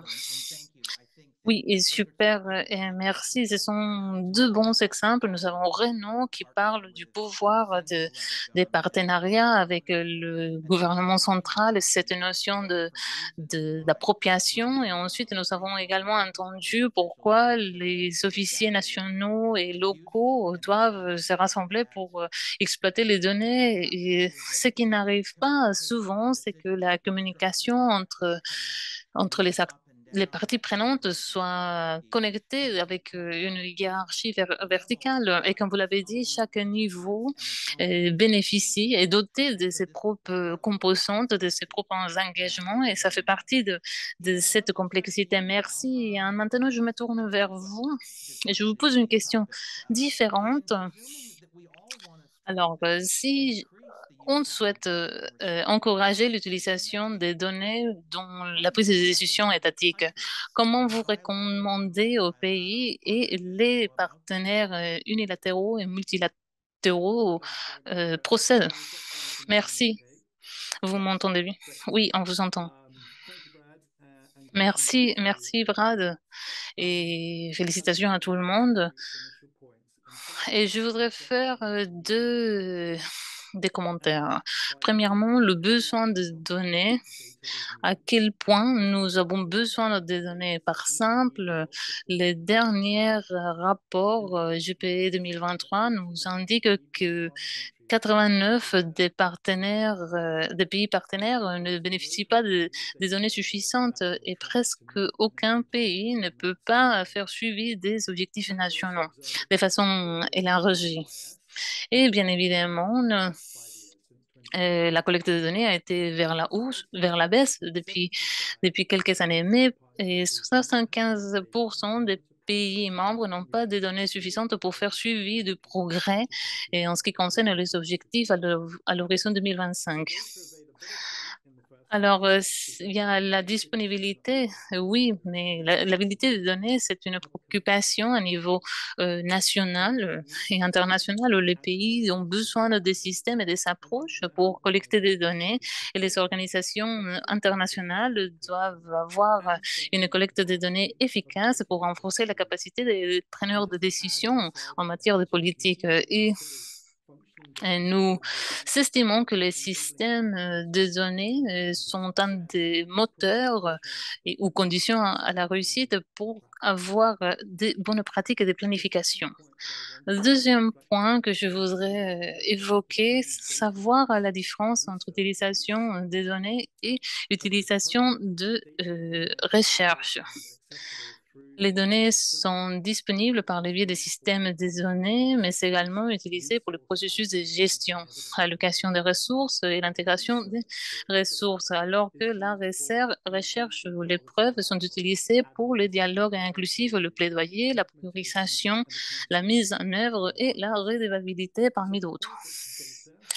Alors, la redevabilité des données, l'utilisation des données et la recherche des preuves sont différents contextes qui peuvent être utilisés dans les contextes de collecte de données. Ces différences impliquent des dynamiques différentes et différentes parties prenantes.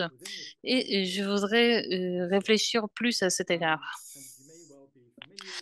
Et peut-être que vous le savez, les collègues peuvent nous rejoindre, mais l'OECD a publié deux rapports sur l'utilisation de la recherche en matière d'éducation dans la question des politiques. Et ils se sont rendus compte qu'il y a des barrières et des limites à la création de politiques, à savoir manque de recherche, manque de financement, à savoir il y a une recherche de mauvaise qualité, un manque de relations entre les différentes parties prenantes intégrées dans la recherche et le manque de confiance entre les créateurs de politique et la recherche qui ne partagent pas cette vision de recherche et finalement un manque de mécanismes qui vont faciliter l'utilisation de la recherche.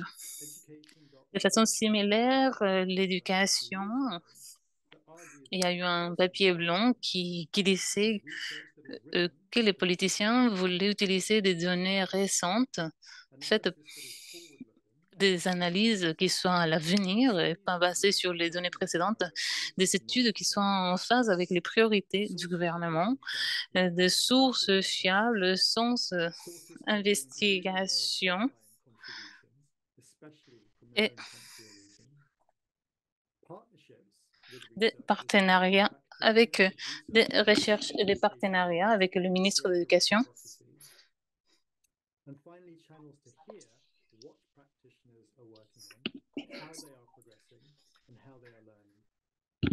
et comment ils apprennent. The International Development Research Centre is driven by a set of principles within which lies the recognition that data and evidence are not neutral, facts are not self-evident, and their generation and, moreover, use are political processes that are infused with power dynamics.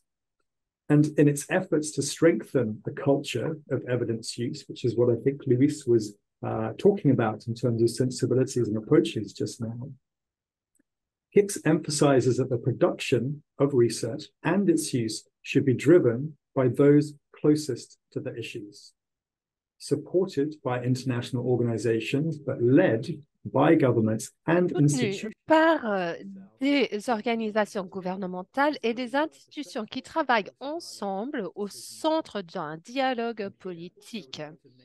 Ici, je voudrais reconnaître l'IDRC et leur cadre de recherche qualité plus qui soutient la recherche des projets qui est avec une considération critique qui est recherche produit, qui a informé le projet avec recherche co-construite entre des chercheurs nationaux, internationaux et les gouvernements, qui augmente l'importance et qui a un impact sur la mise en place des politiques.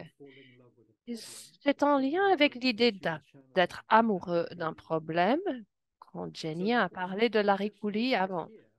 Un point supplémentaire, c'est que les pays sont d'abord les problématiques au niveau national sont plus importantes et que les organisations sont à leur service et pas l'inverse. Merci, Ian. Oui, il y a beaucoup d'informations là-dedans. Vous avez souligné les défis et des solutions potentielles. Une des choses que nous avons retrouvées avec notre recherche complémentaire avec Rosie, qui a été publiée il y a quelques mois, c'était des multiples dimensions d'utiliser les données et la recherche dans la prise des décisions et qu'il y a des problématiques autour de l'accès, autour de la politique d'utilisation des données. Des fois, des pays ne veulent pas voir ou partager des données si ça montre des inégalités dans leur localisation.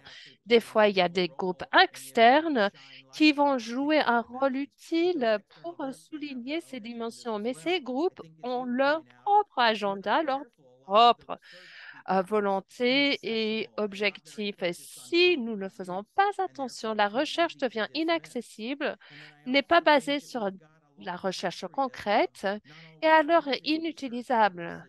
Nous avons une histoire de ne pas utiliser les données dans la prise de décision. Alors, c'est un changement de point de vue, de méthode de penser et travailler, et pas seulement dans la manière de faire de la recherche. Maintenant, je voudrais tourner à Nika pour voir les questions qui ont été posées depuis les participants. Oui, il y a eu beaucoup de superbes questions.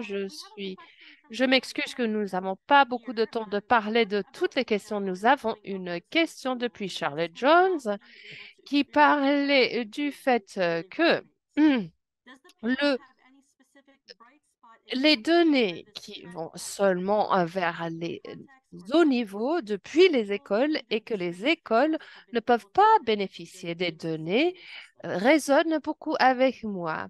Est-ce que les panélistes ont des exemples de bonnes pratiques où cette tendance a été contrée, des contextes, des pays où des écoles ou des officiels des districts ont pu bénéficier des systèmes de données euh, ou des EMIS. Oui, bah la question là, c'est le flux du bas en haut. S'agit des limites budgétaires dans les écoles. Alors, au niveau local, ils savent, avec la collaboration des conseils des écoles et des parents, quelle est la bonne utilisation du budget que eux, ils peuvent contrôler, ce qui est assez limité. Mais en haut, eux, ils regardent le budget des opérations et des gestions. Ils doivent les distribuer pour chaque région. Et ça aide quand vous collectionnez des données qui est utilisées dans le EMIS peut montrer l'égalité ou inégalité. Et vous voyez qu'il y a des régions où les entrées sont plus chères. Il faut faire beaucoup plus de travail pour avoir de l'équité en termes d'accès au matériel pédagogique, etc. C'est là où ces informations peuvent être critiques pour faire des changements au niveau district, province et au niveau national. Est-ce que les autres panélistes voudraient partager leur avis? Oui, si je peux. Ian, je ne veux pas vous couper la parole, mais je pense que les exemples que moi j'ai vus étaient plus radicaux.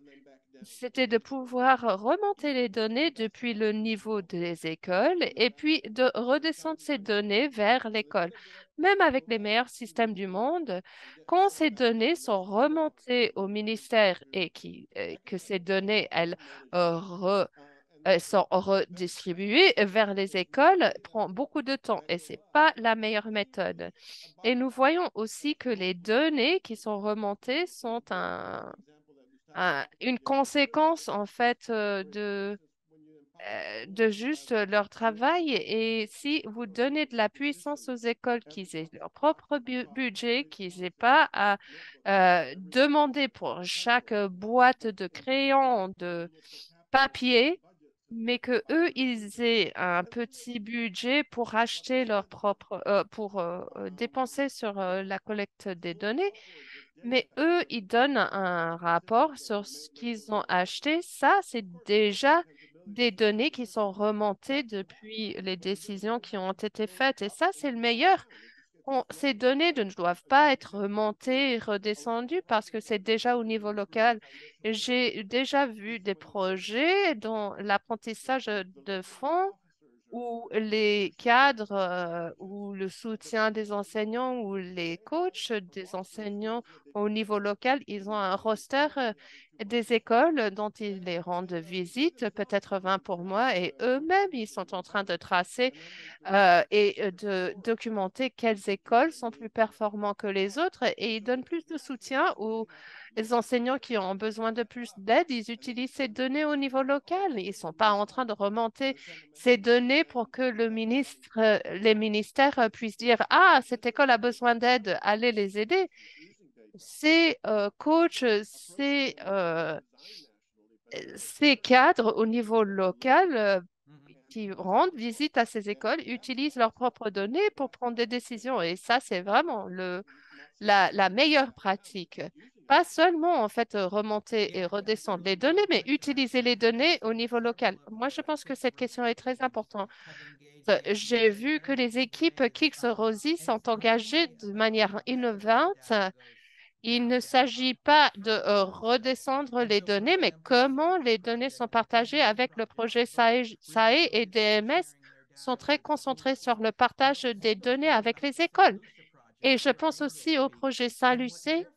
Vous avez entendu la présentation d'Angèle et les écoles 2030 et de comment les enseignants peuvent s'engager dans la recherche pour créer leurs propres données autour des innovations que eux ils développent et qui sont en train de perfectionner.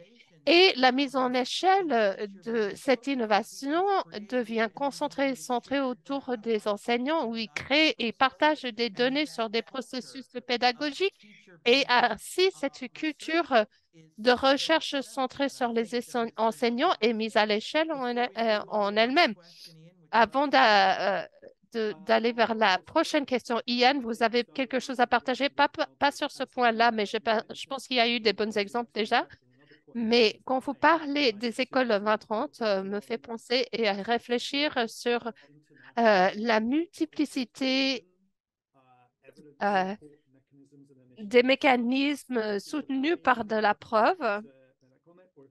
Mais si vous voulez bien, je peux donner mon commentaire, mais si vous préférez, en fait, poser encore une question. Il nous reste encore une minute. Nous pouvons répondre à encore une question où vous pouvez intervenir ou vous pouvez intervenir en 30 secondes. OK, je vais faire ça rapidement. En complément à ce point, il y a des réseaux et des initiatives et des plateformes comme les écoles IEF 2030, le programme ID Shares, etc. Et cette multiplicité de programmes montre des intérêts qui sont en conflit et euh, ça mène vers la confusion. Alors, les organisations mondiales devraient se coordonner et où c'est possible collaborer. Ça va être dans l'intérêt des pays. Et je voudrais dire aussi que en soutien à ça et en conséquence, dans les vidéos, nous avons entendu que c'est important de renforcer les capacités dans des systèmes et de recueil des données, mais de chercher la co-construction de la recherche, de mettre en place la mise à l'échelle et de pouvoir interpréter les données. C'est seulement utile s'il y a de l'appartenance, si les données appartiennent au niveau local. Merci. Alors, il faudrait être rapide avec la dernière question, mais peut-être nous pouvons au moins la poser, Mika. OK. Nous avons quelques questions autour de l'impact de la mise à l'échelle, ce que ça veut dire vraiment et comment mettre en lien, euh, euh, comment résoudre le problème entre la recherche, la preuve et les preneurs de décision.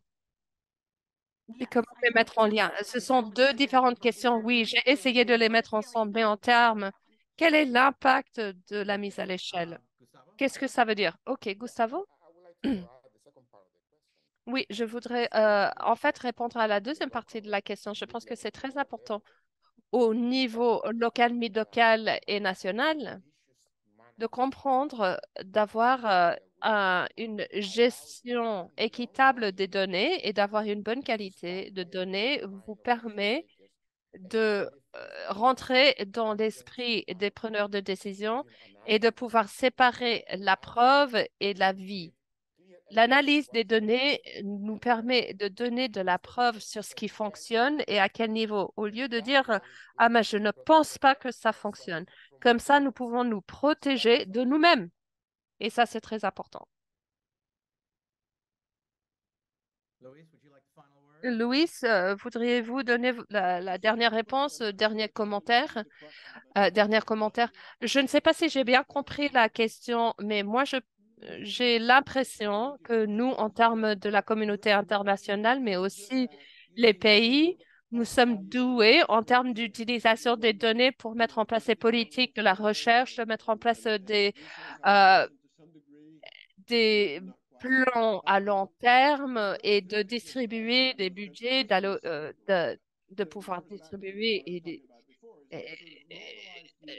des ressources, mais l'utilisation des données au niveau local pour améliorer la gestion quotidienne, les systèmes comme les données doivent s'exprimer, c'est pas juste pour améliorer l'égalité en termes de distribution d'argent et des budgets, mais aussi comment les budgets sont utilisés, pas seulement c'est la distribution de pouvoir permettre aux écoles au niveau local de district de pouvoir profiter et utiliser les données sur leur gestion quotidienne.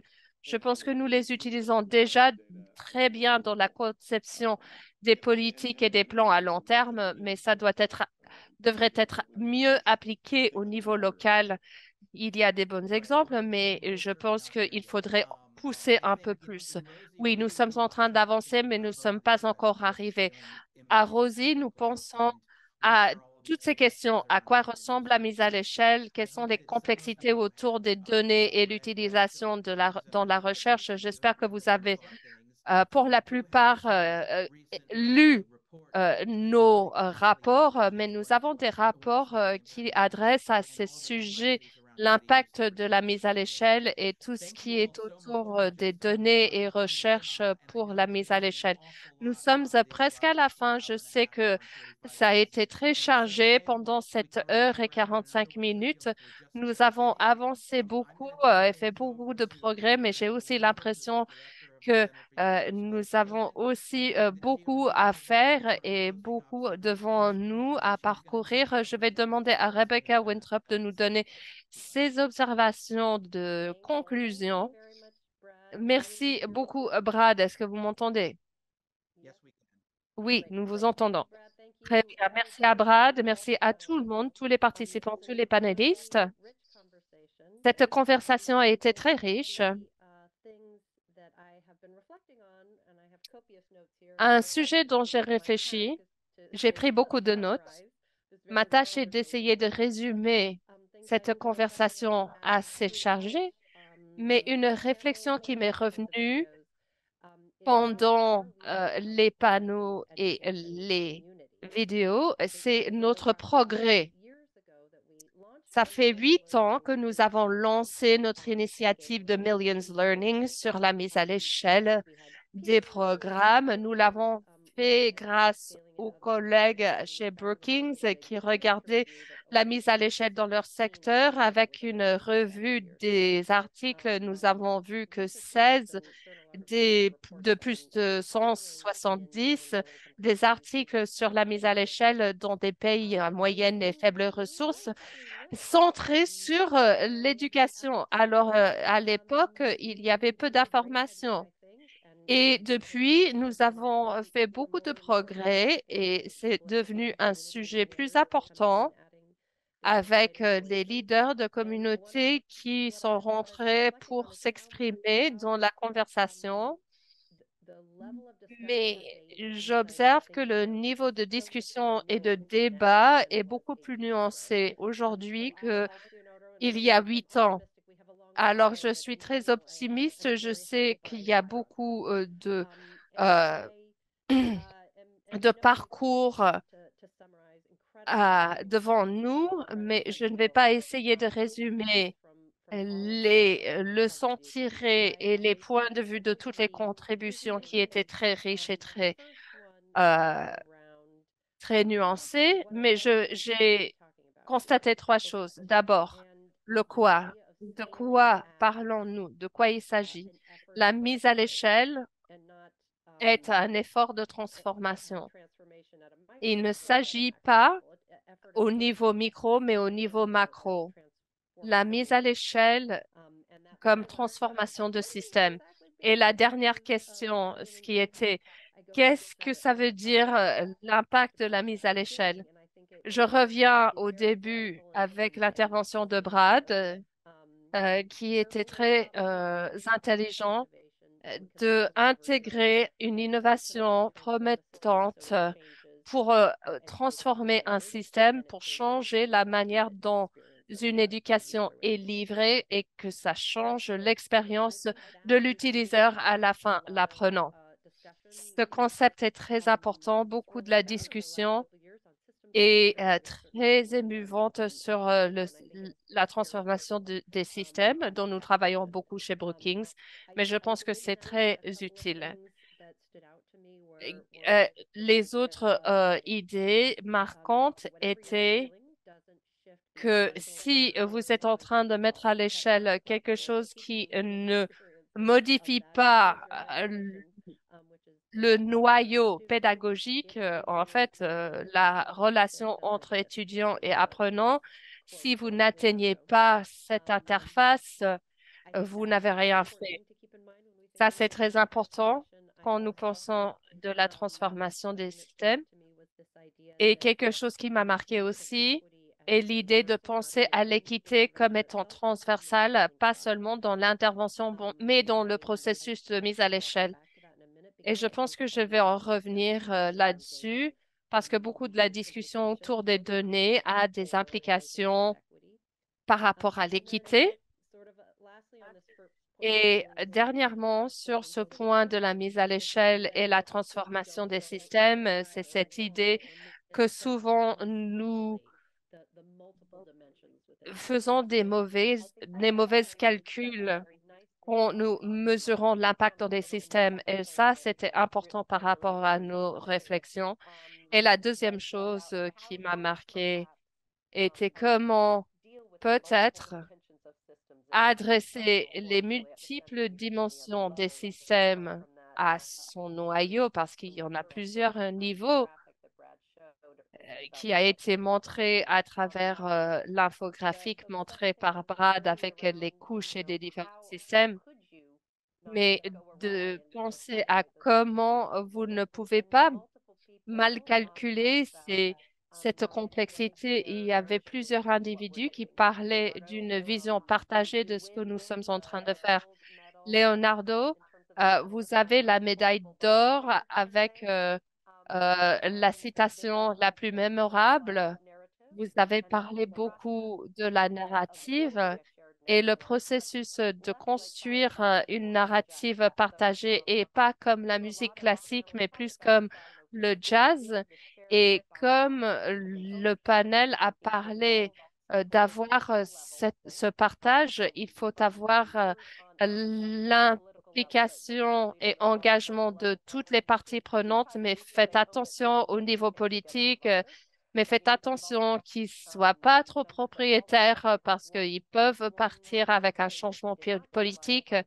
Et une partie prenante dont nous n'avons pas parlé, c'était les parents et les communautés. Depuis mon expérience dans ma recherche, si vous n'impliquez pas les parents et les communautés, eux aussi, peuvent être à l'encontre et résistants de la mise en place de vos programmes et il faudrait les écouter, penser à l'innovation, comment le mettre à l'échelle, comment l'adapter par rapport à leur retour et de faire un processus d'adaptation continue en cycle continu jusqu'à la fin du temps. Alors, je pense que ça, c'était très important. Et la troisième chose depuis ce deuxième panel était que dans le processus de la construction d'une narrative et d'être propriétaire d'un programme, c'est que la communication est essentielle. Nous avons tendance à la mettre de côté, mais elle est très importante de partager de l'expertise dans la communication, de prendre le temps de partager par rapport à ce que vous êtes en train de faire, de prendre des retours, des avis des autres. Et ça, c'est aussi en lien avec l'utilisation des données, de communiquer les données aux multiples niveaux, de penser à comment vous voulez l'utiliser et communiquer là-dessus. Dernière remarque, s'agissait du premier et deuxième panel, mais particulièrement le deuxième panel, c'était le pouvoir. Qui a accès à l'information, aux données, qui a le droit de les utiliser, qui peut contribuer. Ça, c'est vraiment ce dont le deuxième panel parlait. C'était le sujet qui était très marquant et ça en fait la réponse aussi, la considération dans le processus de la mise à l'échelle, dans le processus de l'intégration dans un système pour en être durable.